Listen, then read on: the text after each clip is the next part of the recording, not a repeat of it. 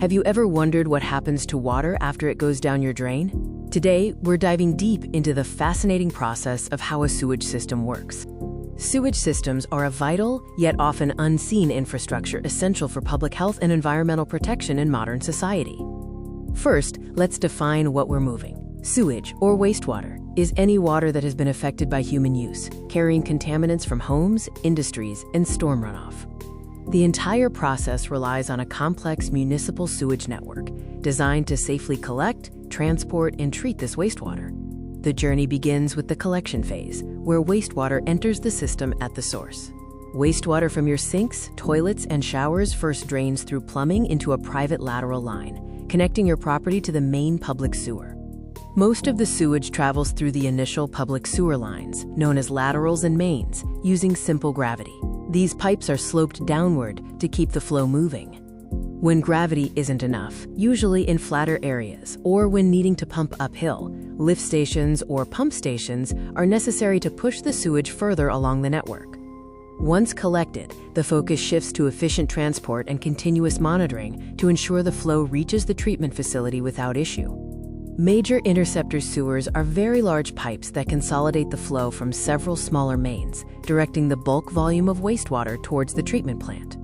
Regular maintenance and monitoring are crucial to prevent blockages, which can cause significant public health and environmental hazards, such as sewer overflows.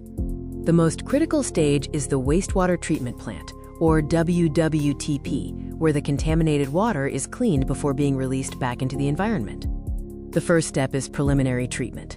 Screening removes large debris, and grit removal tanks settle out heavy inorganic solids like sand and gravel. In primary treatment, wastewater enters large sedimentation tanks, where lighter organic solids settle at the bottom, forming primary sludge. Secondary treatment is biological. Aeration tanks introduce oxygen, encouraging beneficial bacteria to consume dissolved organic pollutants. Clarifiers then separate the bacteria from the water. Finally, tertiary treatment may be performed, involving advanced filtration and disinfection, often using chlorine or UV light to remove remaining pathogens or specific pollutants before discharge. After thorough treatment, the system produces two main outputs: the clean water, known as effluent, and the solid waste, or sludge.